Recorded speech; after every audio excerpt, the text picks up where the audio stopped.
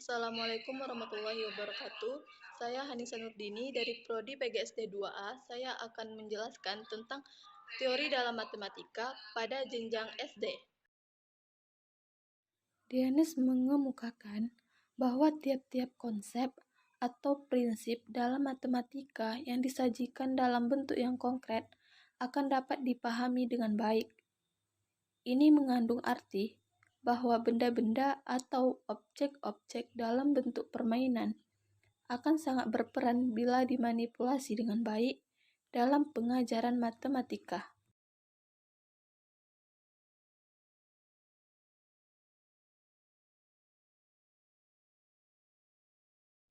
Tahap-tahap teori Dianes. Ada 6 tahapan antara lain. Yang pertama, permainan bebas atau free play. Yang kedua, permainan yang menggunakan aturan atau games. Yang ketiga, permainan kesamaan sifat searching for communities. Yang keempat, permainan representasi representation. Yang kelima, permainan dengan simbolisasi symbolization. Yang keenam, permainan dengan formalisasi atau formalization. Pada tahap permainan bebas atau free play ini merupakan tahapan menentukan konsep yang terdiri dari aktivitas tidak terstruktur dan tidak terarah. Pada tahap ini, siswa diberikan kebebasan untuk memahami konsepnya masing-masing yang memungkinkan mereka mengadakan eksperimen dari konsep tersebut. Pada tahap ini, peserta didik mulai meneliti pola-pola dan peraturan pada suatu konsep.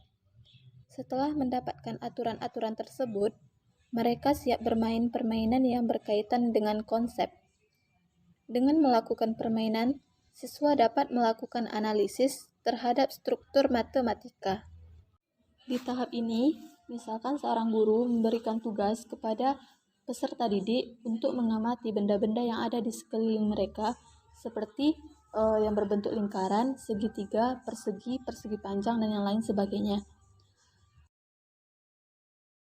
Pada tahap ini, siswa mencari kesamaan sifat dari permainan yang telah dilakukan sebelumnya. Dalam melakukan pencarian sifat ini, mereka dapat dibantu untuk mentranslasikan persamaan struktur dari permainan satu ke permainan lain, tanpa mengubah sifat-sifat abstrak yang ada pada permainan sebelumnya.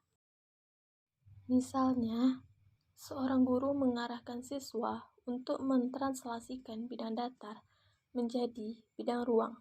Contohnya yaitu lingkaran ditranslasikan menjadi bola dan segitiga ditranslasikan menjadi limas. Tahapan ini adalah tahap bagi peserta didik untuk mengambil sifat dari beberapa situasi yang sama. Setelah mendapatkan kesamaan sifat yang terdapat di dalam situasi-situasi tersebut, mereka menentukan representasi dari suatu konsep. Representasinya bersifat abstrak.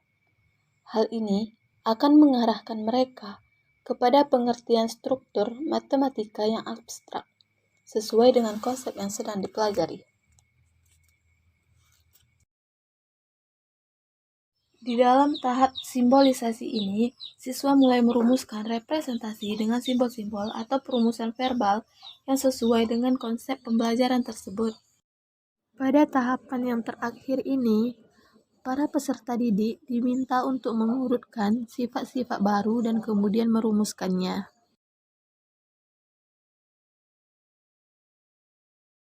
Prinsip belajar Daynes.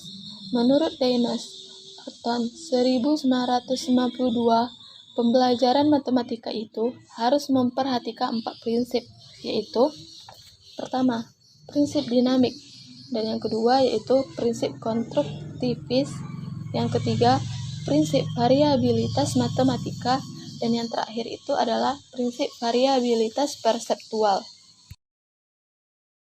Nah, itulah sedikit pemahaman dari saya tentang teori pembelajaran Daynes.